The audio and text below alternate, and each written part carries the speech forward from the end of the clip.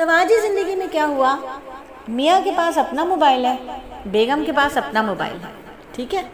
नई शादी हुई है, शादी से पहले एंगेजमेंट हुई है, एंगेजमेंट से के बाद कुछ अरसे के बाद निकाह हुआ है।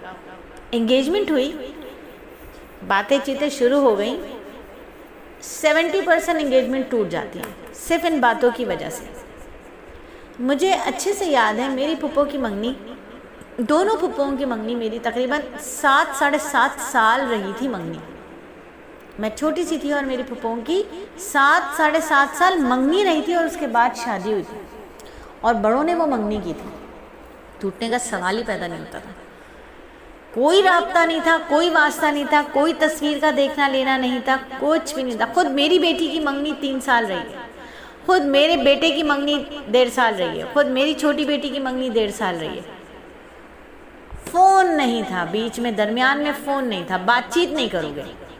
मंगनी हुई है ना, महरम थोड़ी बन गए हो, मंगनी हुई है तो बातचीत नहीं करोगे, बातचीत नहीं करोगे, शादी के बाद बातचीत करोगे। अच्छा जी, तो इस राब्ते, ज़्यादा राब्ते ने क्या किया, मंगनियाँ तोड़ने का रुझान पैदा किया। फिर निकाह हो गया, अब निकाह के बाद तो महरम बन गए। अब आप रोक लें, कैसे रोकेंगे आप? पहली चीज़ निकाह करना ही क्या ज़रूरी था, निकाह के फ़ौरन बाद रुखसत ही करना था ना साथ में। क्या था कि निकाह करके छोड़ दिया, निकाह करके छोड़ दिया, वो महरम हो गए। अब वो दिन की रोशनी में सबके दरमियान बैठकर मोबाइल पर क्या बातें कर रहे हैं, ना आपको पता ना आपके हस्बैंड को पता, ये सारे मामलात चलते रहे। और आज अगर आप किसी मैरिज ब्यूरो वाली खातून से रिश्ता मांग लें तो वो आपसे सवाल करती है कि इंगेजमेंट ब्रेक चाहिए या निकाह ब्रेक चाहिए।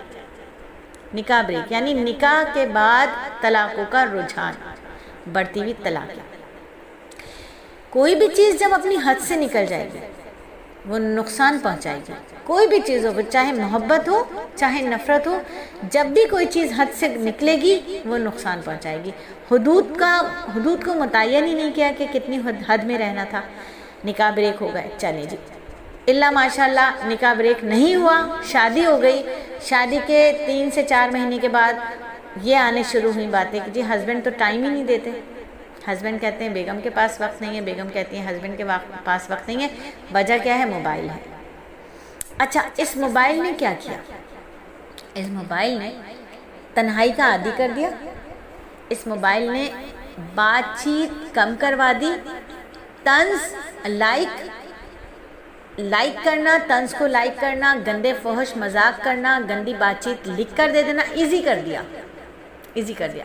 अब नुकसान हुआ, अब घरों में बैठी हुई औरतें जो पूरा दिन बच्चों के साथ लगी हुई थी, जो कि बच्चे उन्हें टाइम नहीं दे रहे थे और वो बच्चों को टाइम नहीं दे रही थी, कह रही हैं कि बच्चों के साथ लगी, लेकिन टाइम नहीं दे रही वो बच्चों को, क्योंकि बच्चा खाना मोबाइल के साथ खा रहा है, बच्चा अपनी तन्हाई मोबाइल के साथ किल कर रहा है। इवन दो कि बच्चा नहा भी मोबाइल के साथ रहा है, मोबाइल चल रहा है, कार्टून चल रहे हैं, वो शावर के नीचे खड़ा हुआ नहा रहा है, अम्मी को कुछ पता ही नहीं है। अम्मी खुद अपने फेसबुक पे लगी हुई है, अम्मी खुद अपने व्हाट्सएप ग्रुप पे लगी हुई हैं। ये हाल हो गया।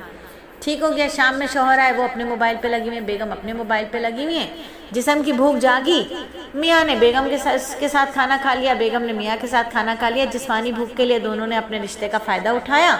उसके बाद कोई लाइफ का उनके अंदर कोई वो रोमांस नहीं है, कोई वो घर के अंदर की कहानियाँ नहीं है, कोई वो आप जनाब के साथ घर की रूटीन बताने का सिस्टम नहीं है, कोई तारीफ़ सराहना नहीं है कि बेगम आज आपने इतना काम किया है, घर ऐसा लग रहा है, क्योंकि बेगम ने तो किया ही कुछ नहीं है। वो मासी आई, मासी ने कर दिया काम, बेगम साहिबा तो मोबाइल में लगी हुई थी।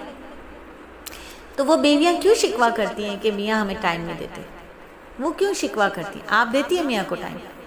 वो मियाँ क्यों शिकवा करते हैं कि बीवी हमें टाइम नहीं देती? जब दोनों एक दूसरे के पास होने के बावजूद बच्चों के 3 लोगों की बॉन्डिंग होती है ना, मियाँ बीवी और बच्चे, ये एक ट्रायंगल होता है।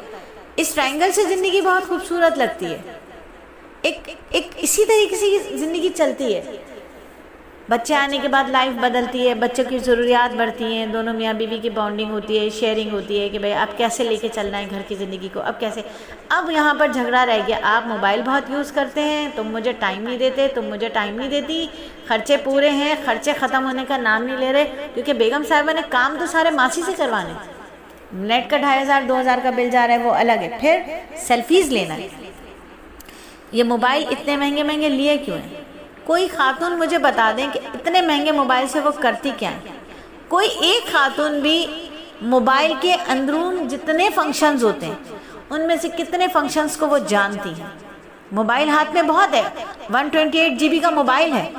बताइए ना, ये जीबी होता क्या है? इस मोबाइल से आप करेंगे क्या? सिर्फ और सिर्फ तस्वीर खींचना है, सिर्फ तस्वीर खींचना है, व्हाट्सएप इस्तेमाल करना है, टिकटॉक इस्तेमाल करना है, टिकटॉक इस्तेमाल करना है। शर्म नहीं आती मर्दों को?